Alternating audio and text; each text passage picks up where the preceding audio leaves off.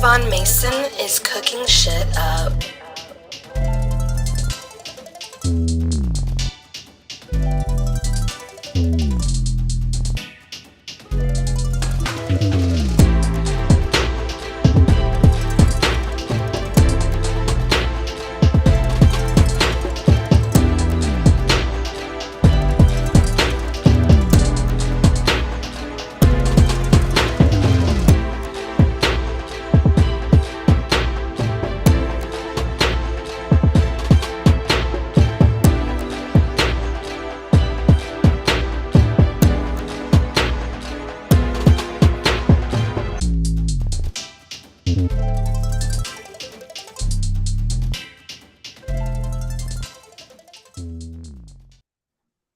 What is going on? Welcome to the Heatwav Spotlight. Today we've got Nate coming to the show, and he's got a little bit of an interesting background. He came from the DJ world, lives up near Seattle, and we're going to talk a little bit about, he started off in FL Studio 3. We're going to talk about all the changes because he's got the beta version of FL Studio 21, some of the things that are going on with that. And we're going to play some of his music, and we're going to pick his brain, and hopefully he's going to drop some gems. So without further ado, let me bring him on. What's going on, Nate? Hey, what's going on? Hey, everybody, what's up? Not much. All right. Oh, let me bring the chat up. Let me see if anybody's in the chat. Oh, Ashley's in the chat already. All right. What's up, Ashley? Oh, what's up, Ashley? Yeah. Ashley's now, obviously. Yeah, absolutely. And if anybody has any questions during this interview for Nate, please just go ahead and ask away. I'm going to start with one. So we were talking a little bit about like you were a kid in a music store before we started this interview. Not buying anything, just playing on the pianos and guitars and things like that. Yeah. What made you transition into kind of the DJ scene? How did you transition into the DJ scene? It was more or less just like I had just met some friends that had basically just were going to raves, and I went to my first rave at a really young age, and just eventually I ended up street teaming for a couple production companies.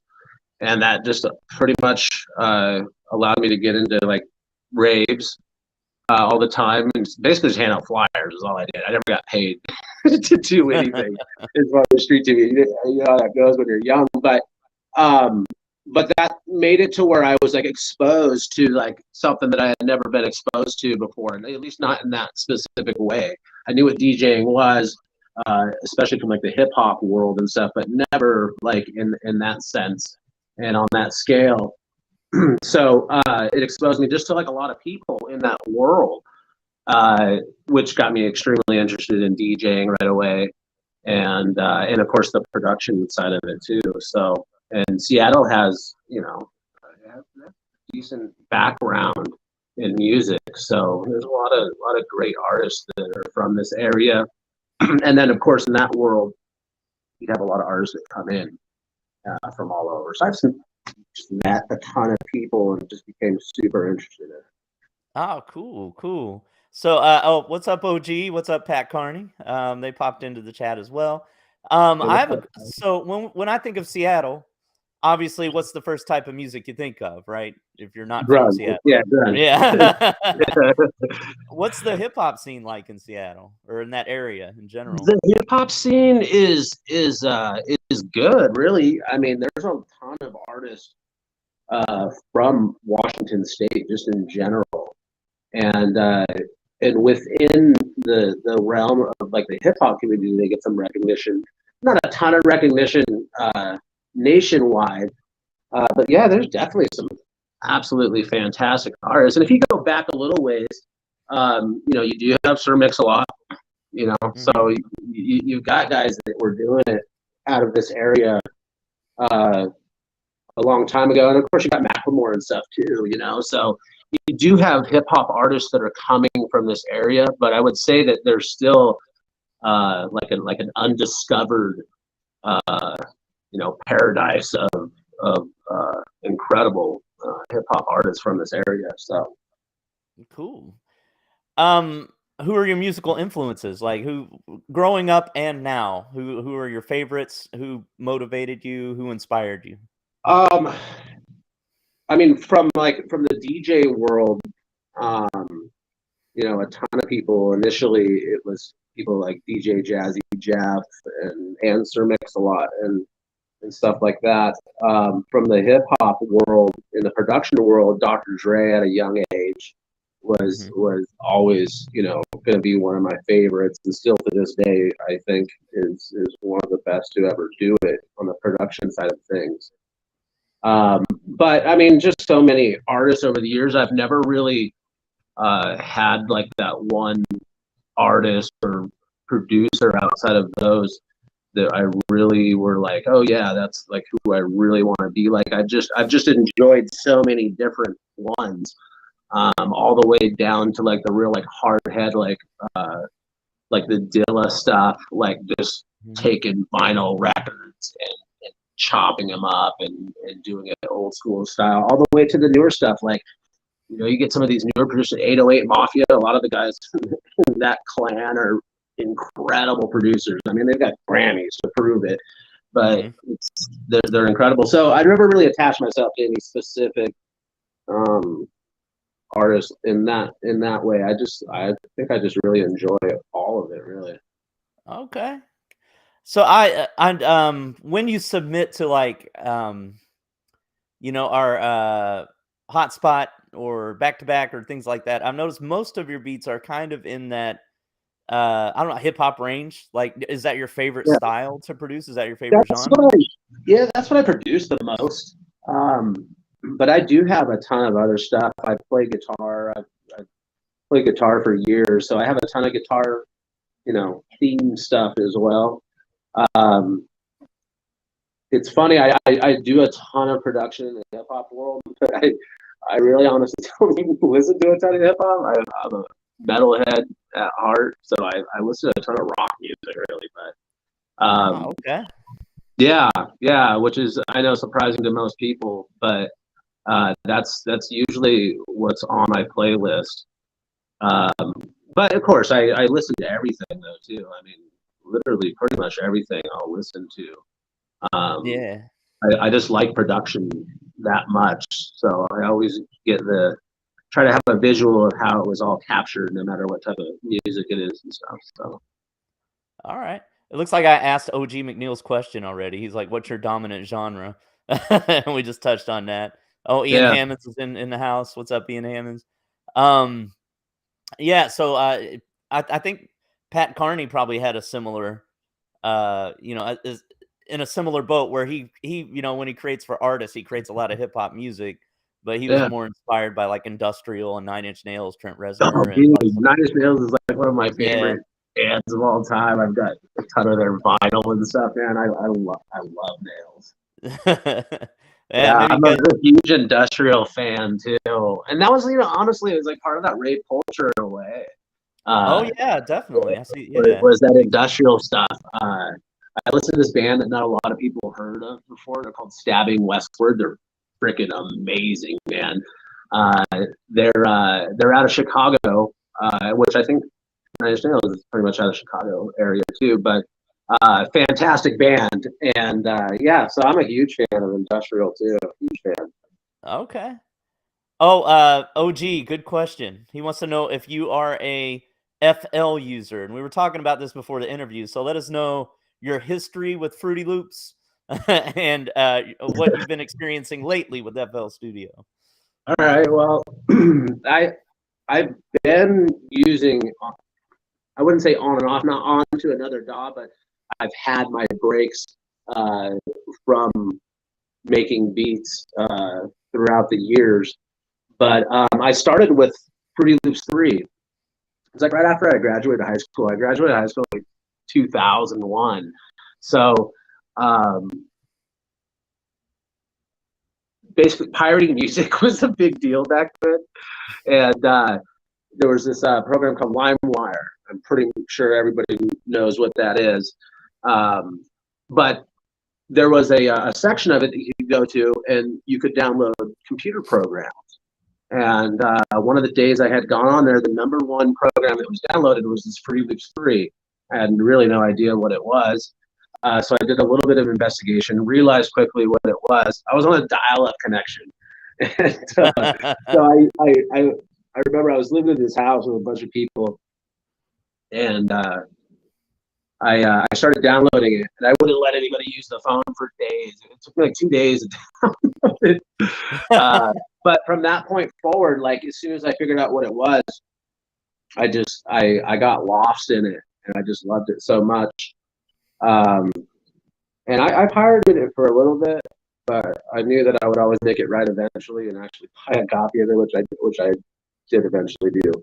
But yeah, so I started on Fruity Loops 3, and not knowing anything. There was no YouTube videos back then or anything to really show you how to do anything, so it was all just kind of figuring it out for your own. I tried to find people that knew about it. There was a few people and friends that I found that knew about it, but they were in the same boat as me as far as knowing anything about it.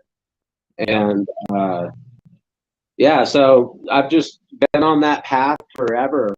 And then as of lately, they're getting ready to make some changes to FL Studio. So we're FL20. It's been 20 for quite a while now, but they've got FL21 coming out, and right now they have a public beta available, so anybody can download this, and it's actually completely separate from your FL Studio, so it doesn't mess with stuff or anything like that.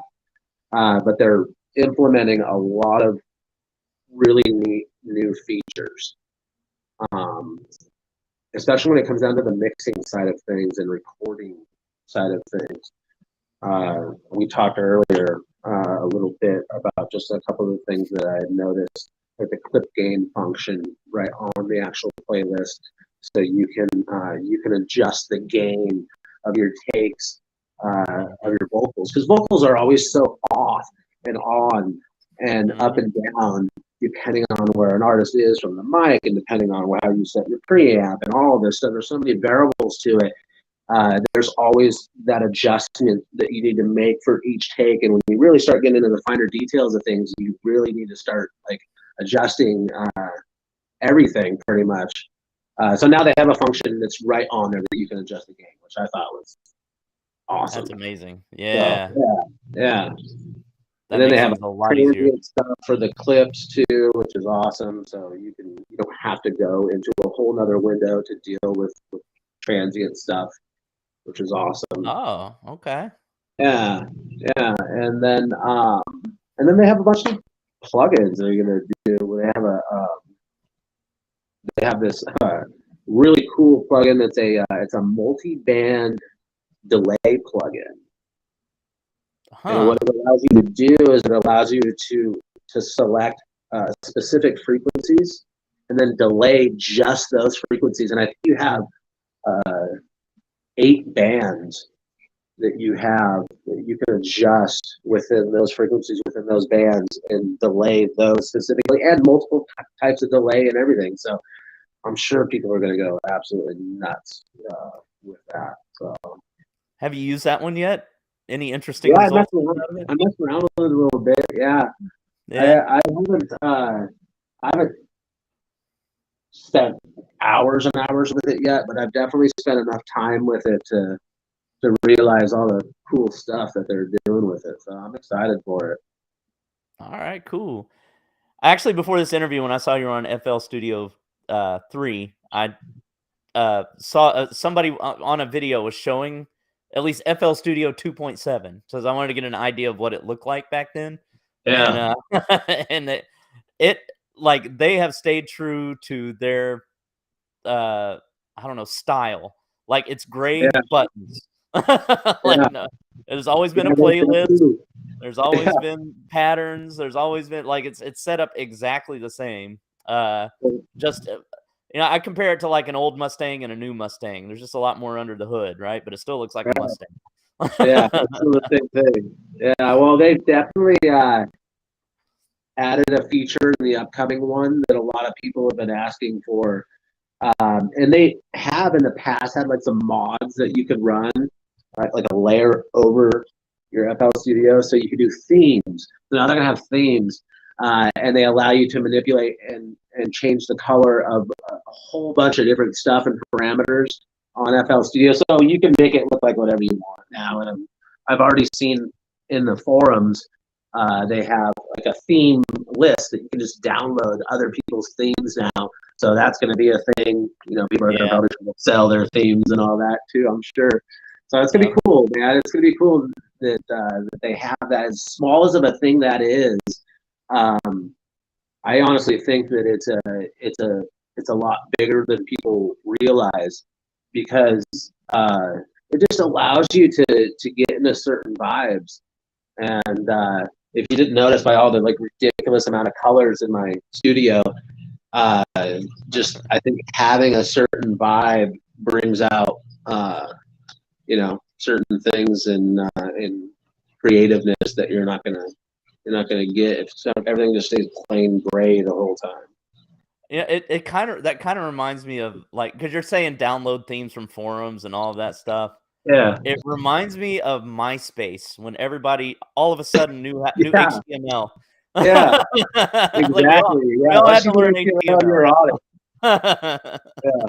And then you create your own themes and all of that, and then download from other users that did Well, that. FL Studio, believe it or not, actually still has an HTML engine that they use within their video program. You can make videos I think it's called the Z Game editor or something like that. I've used it a few times, but they actually have an HTML section that they use for everything within the parameters of the video that you make.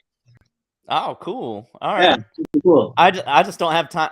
The time I have is to make music. I just don't have time to do that I know anymore. that's You know what I mean?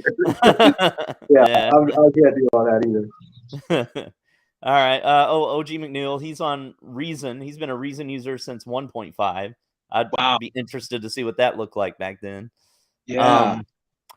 So I'll tell you what, let's play one of your songs. They're all 5 to 9 minutes, so we're probably going to play about 2 minutes of it, if that's all right. Yeah, just a minute is fine, man. I didn't even know what I sent, so I'm sorry. Oh no, it's all good. and then after that, let's talk about some of the projects you're working on now, and maybe some of the artists you've worked with in the past. Okay. Yeah. But let me add a video. Excuse me. So I have three songs. One's called Jiffy. One's called Saduper, which might be short for Super Duper. And one's called Trazg. Yeah, dude. I don't even know how to name these, so that's all people good. give me crap about it all the time. Which one do you want to start with? Let's do the Jiffy one. All right, Jiffy. We'll play it in a Jiffy. Here we go. All right, let's check it out.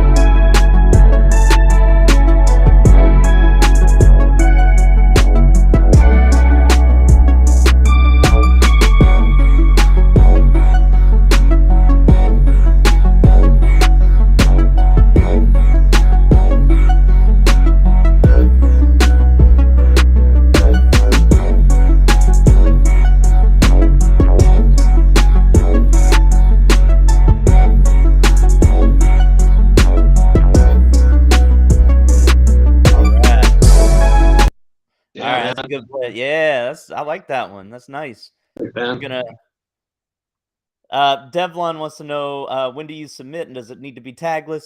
Or Delvin, sorry, got your name wrong there, Delvin. This is like our interview show that we have. We have Nate on this week, so we're just talking with Nate, playing some of his beats and kind of trying to get some of he's going to be dropping gems, giving tips and tricks, things like that. But you can submit to the hotspot on Friday night at 9 p.m. Eastern time.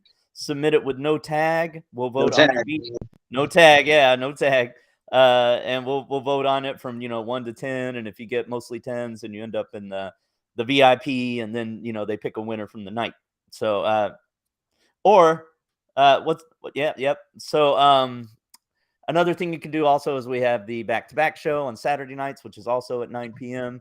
If you can play your tags there, that's fine. Yeah. And it's just a vibe. We're just chilling out, listening to everybody's music. All right, cool. Oh, it's a good vibe, man. You gotta get on both of those. They're fun. Yeah, it's a good time.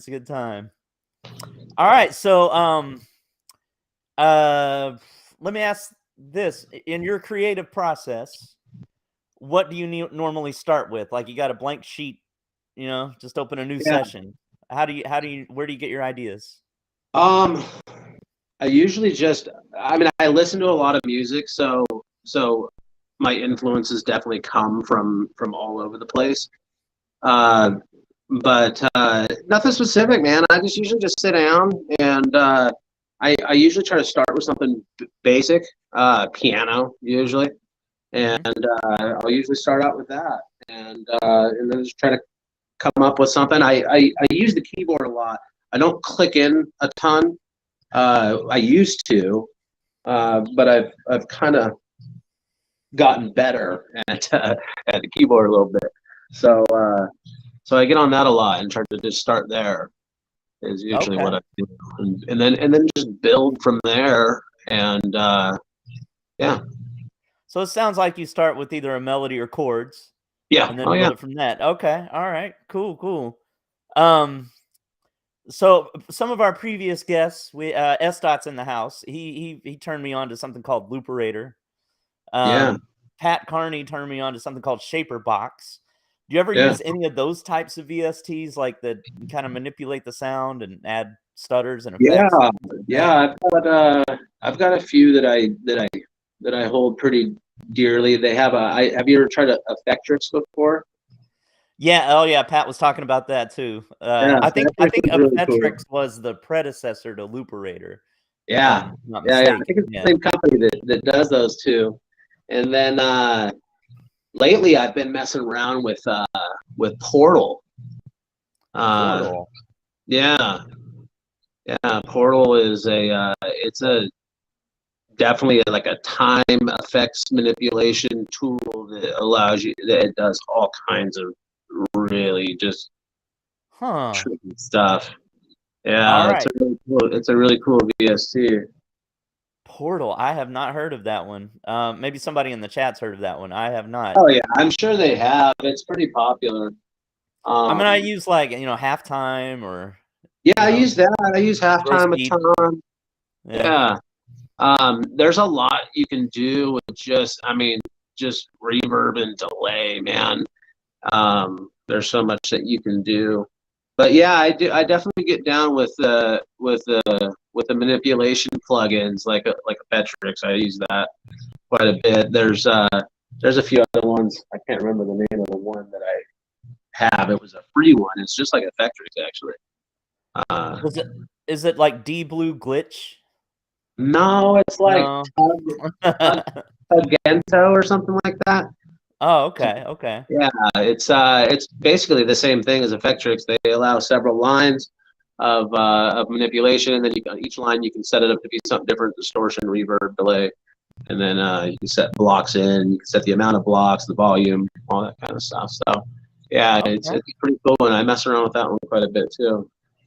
All right, cool. Before we played your song, I mentioned we were going to talk about the projects you're working on now. Like what's going on? Are you working with anybody, any artists or anything like that?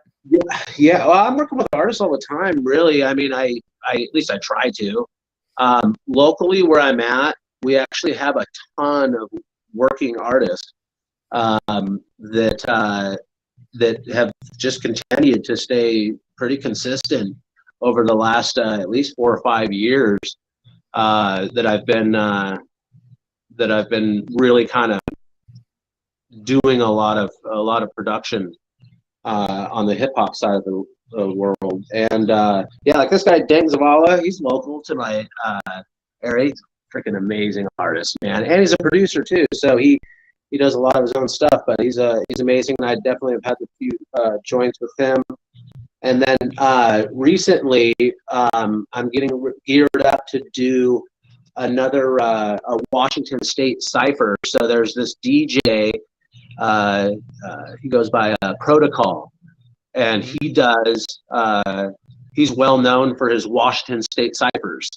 So what he does is he'll go to different areas in the state, and he'll pull artists from whatever area he's doing it in, and they do a cipher. So he has tons of them on there. And I did a big one last year that was called the Melting Pot, and what that was they took an artist from each one of the ciphers and put them all together, and it's actually really cool. I don't know, I might have sent that to you. It's in that I sent you a YouTube playlist, and there's like, I don't know, there's like 16 artists in that one. It's a really cool project to be a part of, but I'm getting geared up to do another one of those for a city that's just north of me here. So we've had a couple little kickbacks and kind of brainstorming and figuring out what we want to do and that kind of thing. But it's a neat thing because there's full production video and everything for each one of them. So it's really cool. Yeah, and that link you sent me is in the description. So if anybody wants to check it out, it's right in the description of this. Yeah, that's all basically a lot of stuff that I've just done over the last year. It's not everything I've done. It's just stuff that's on YouTube that I found. I just put together a little playlist so everybody can check it out. But the top 2 ones on that playlist are that cipher. And all of the artists on that one, as far as I'm concerned, are really decent artists. And I, maybe outside of just one of those artists, I think they're all steadily working. So pretty cool that's stuff. Awesome. Yeah. Cool. Yeah, it's like a super group or something, like for a day. Yeah, well, we did it. We kind of felt like celebrities in a way, just because we were at this bar. There was a ton of people there, but we had rented out the space. Well, the DJ had gotten this space to shoot that video. So in the background of that video, there's just tons of people just staring at us the whole time, while we got a camera in our face and lights, and because it was a fun night. Awesome.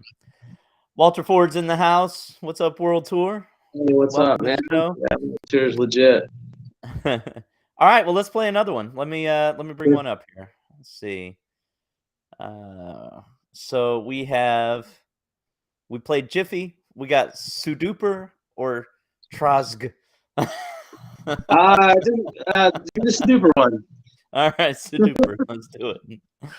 There's somebody in the chat's gonna have to remind me of who it is, but there's somebody in the chat or somebody in our group that it might be Mike Melendez. He's in the chat. Mike, let me know if this is you or not. Somebody that just titles it like the date or a number every time. Like all of their tracks are just like, it's whatever's on the top of my mind at that specific moment is exactly what I type in. It's kind of ridiculous, but everybody's got their own way of naming things. But let's see what we got here. All right, well, let's play this one. This one is called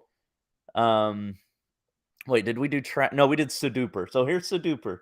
Oh, it is Mike Melendez. All right, cool. Let's go ahead and play this one.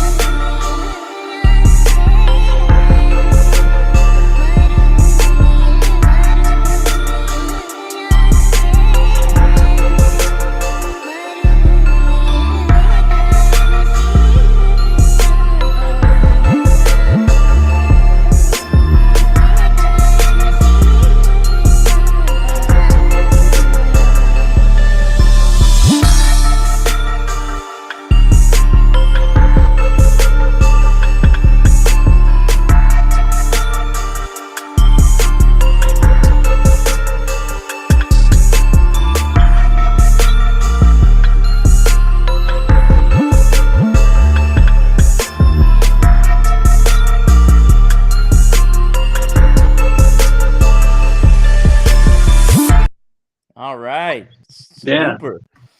That's awesome. I like that one. Thanks, man. Yeah, your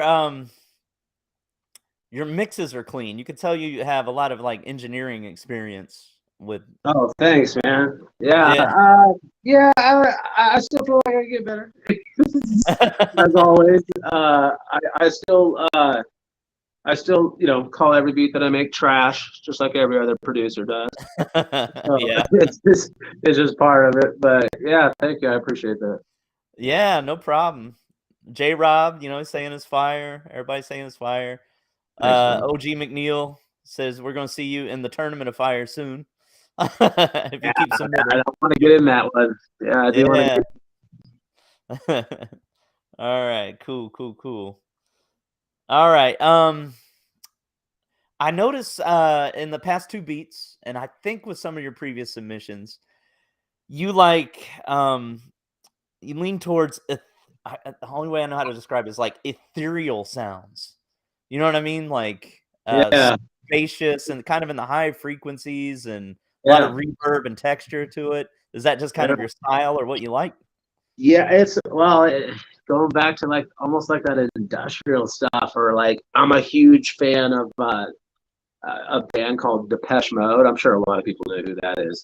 Oh They're yeah. they're a band out of France, but I've just been obsessed with them since I was a kid, and Mhm.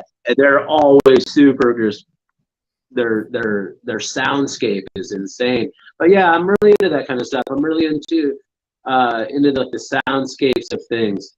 Most of those beats that I sent you they're just for artists to do stuff with. So that's why they are pretty open. Um, Anytime that I'm going to make a beat for an artist, it's going to be like that. I'm not going to have a ton of stuff going on. But yeah, I definitely lean towards that. Yeah, I guess ethereal type of sound for Yeah. sure. Was Depeche Mode the one that sang the original Taint? Not the original, but the remix of Tainted Love, like in the No, '80s. I don't think that was them. I don't think that was Oh, them. okay. No. Trying to think of a song that that's really popular. Personal Jesus is like one of their really Oh, popular. yeah. Yeah, they were huge in like the '80s, like disco era, dance Yep. era. They were huge, and they still are huge. They still do huge like venues where there's just a lot of Europe stuff, but and they just have 100,000 people at their shows. Yeah. Oh man, yeah, I remember Depeche Mode. Yeah. Yeah, they're awesome. Um, They're Michael great. Melendez has a question, and you are not obligated to answer it, but he wants to know if you'll share how old you are. I'm 40 We years keep old. talking about the past. Oh, 40? No, Okay. I just turned 40 this year. Oh, did you have a big party? No, I didn't do anything. That means you're 40. Yep. Yeah, exactly. uh, what's Aaron Island saying here? Don't forget, enjoy the silence. Are you telling us to be quiet, Aaron Island? Yeah, enjoy the silence is one of their other classic Oh, hits. I thought he Yeah, was telling us to yeah. shut up. No, that's one of the definitely classic hits. No, he's absolutely right. That's a fantastic song. Oh, okay. All right. Well, we'll probably hear some of their songs sampled after this interview, in the hotspot. Yeah, yeah, Everybody's gonna check they're out Depeche incredible. Mode. If you haven't ever checked out Depeche Mode, you will be doing yourself a favor. That's for sure. Okay. All right. Oh, OG McNeil says you're a youngin'. All right. Cool. Yeah, Reason 1.5. He's been at it a while too. All Yeah, that's a right. long time ago. All right. So I always ask this of all my guests. Let's say, somebody knocked on your door and it's like some 18-year-old kid, talking about youngins. And he's like, I want to be a producer. What advice would you give me?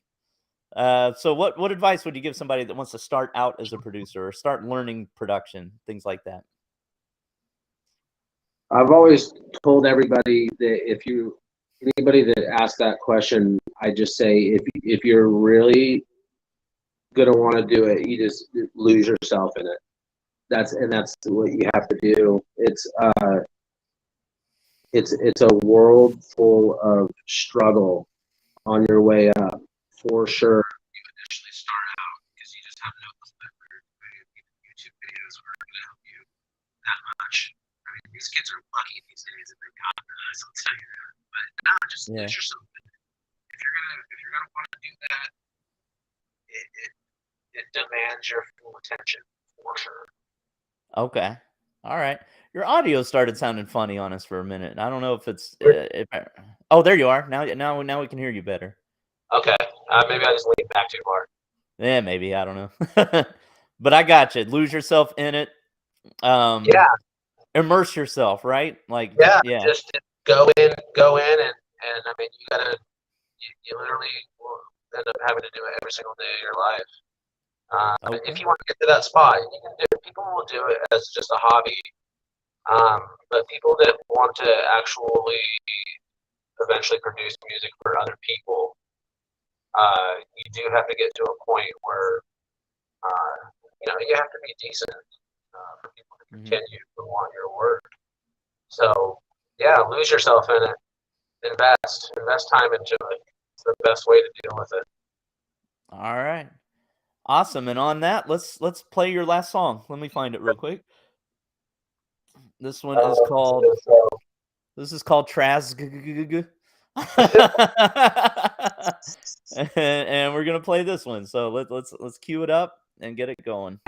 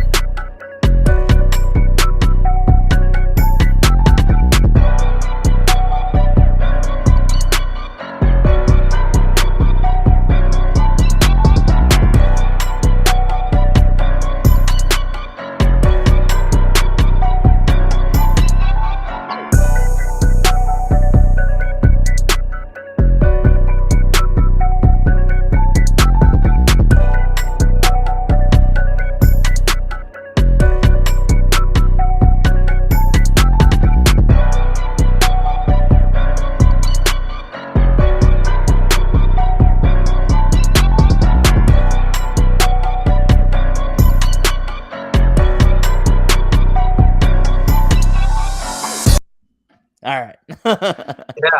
Just let it. It almost made it to the end. That one. I just. Yeah. Yeah. That was. I love the changes in that one. That has some good builds and switch ups and things like that. Thanks, man.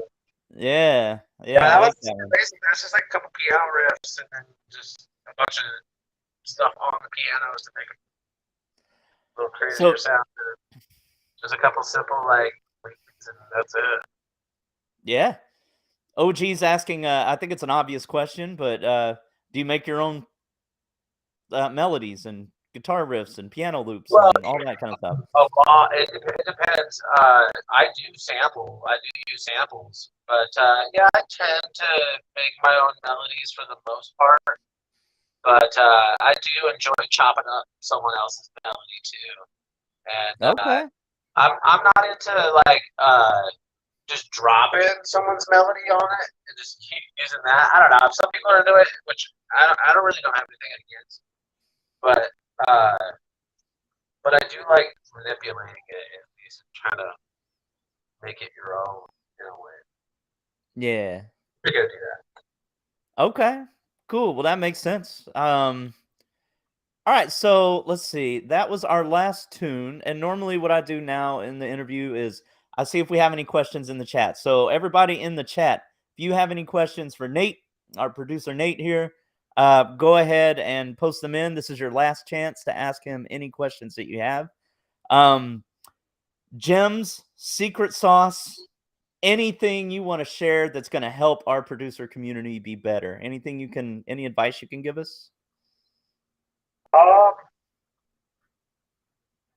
I mean, outside of kind of what I've already said,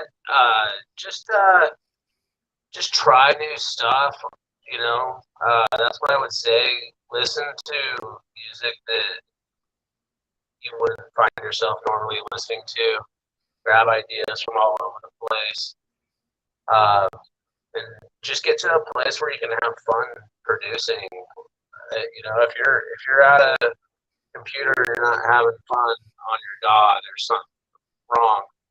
Mm-hmm. So I would say that any time that you do it, you should be thrilled to get in there and create. It's for most of us, it's an outlet because everyone has a life outside of the DAW. Yeah.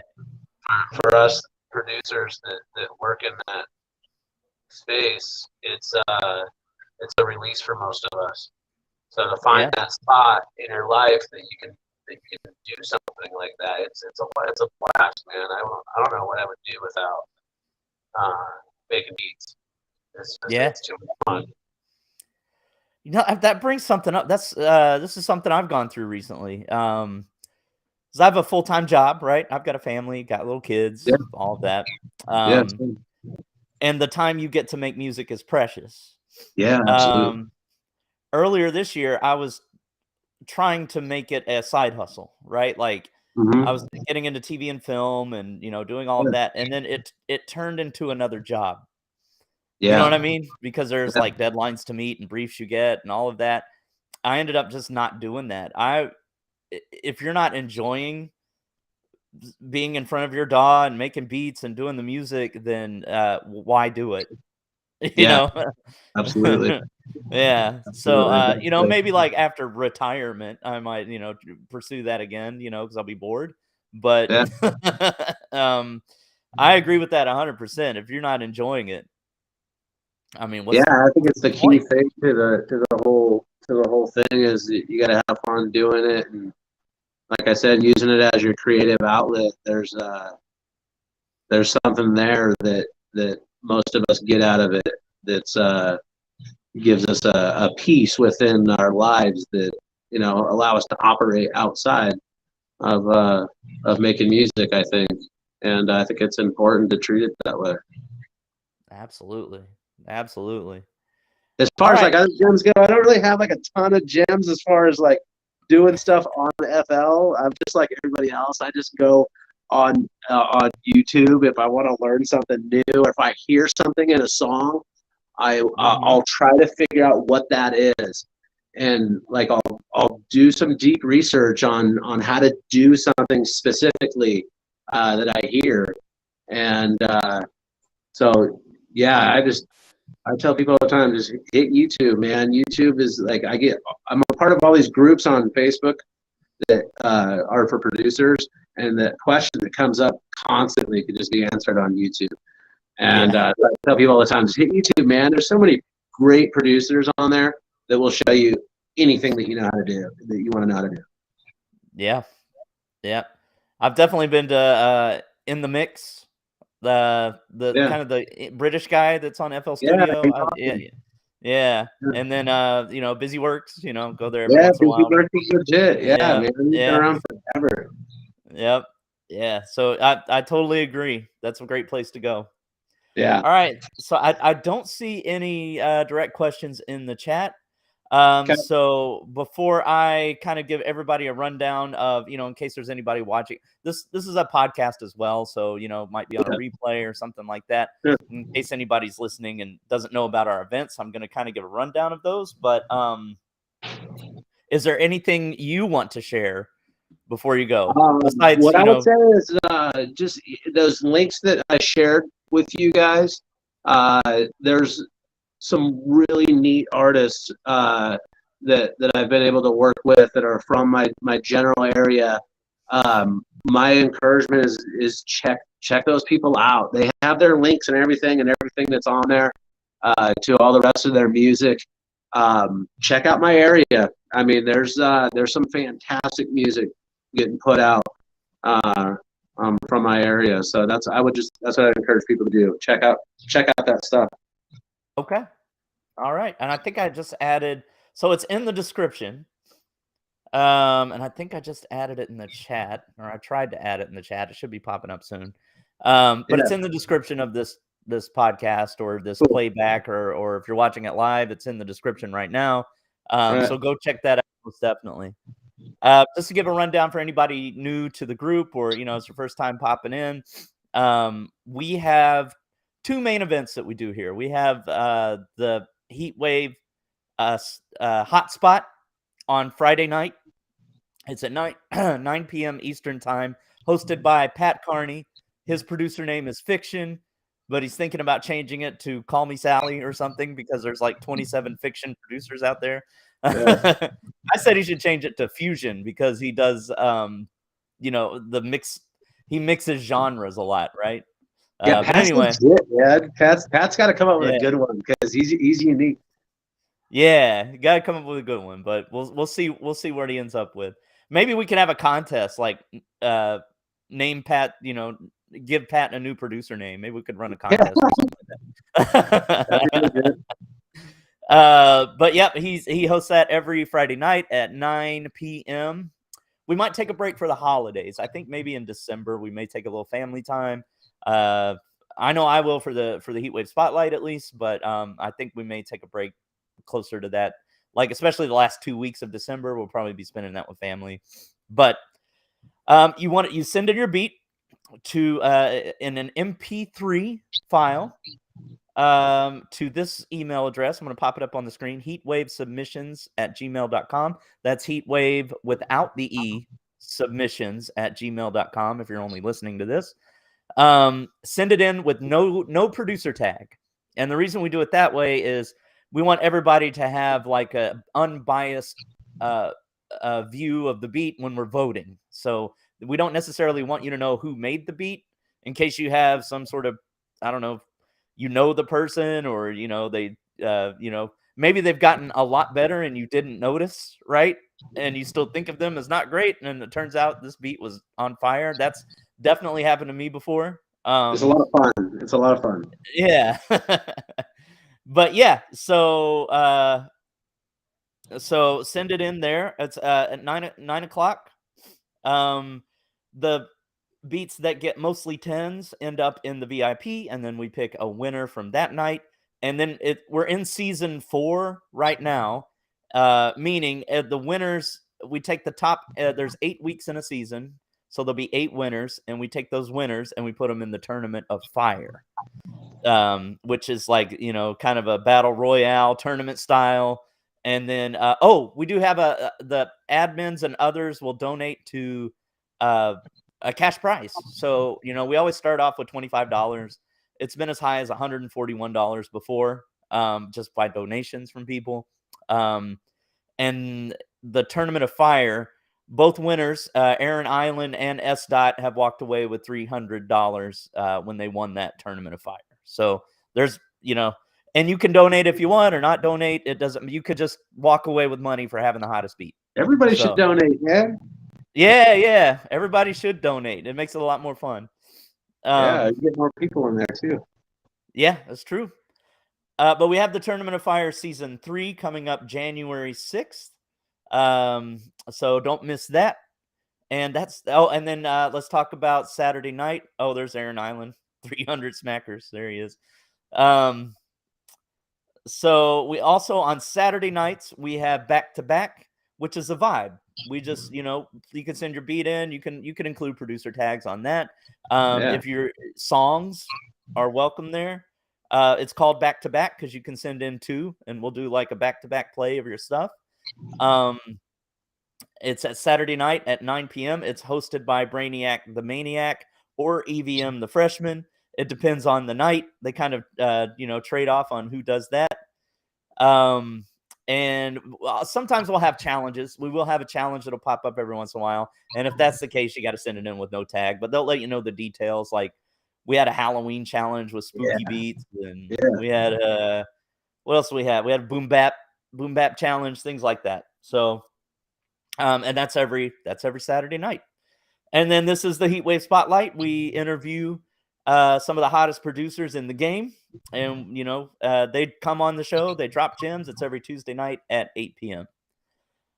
Woo, that was a lot. I sure did talk a lot there. All right. I just want to check one more time. Make sure. Yep. I don't see any. OG saying maybe we should do a Christmas challenge. We'll see. Maybe get some. Oh, that would be legit. Yeah. Sleigh bells going. Yeah. Yeah. All right. Cool. All right. Well, Nate, thank you so much for being on the show. Really appreciate it. Yeah, I appreciate you guys too, man. Heatwave is legit, man. I really do appreciate you guys. Yeah, no problem. So I guess for Nate, for all the admins in the group, the Sinister Six, as they're called, I've been Jason Dowdy. This has been the Heatwave Spotlight.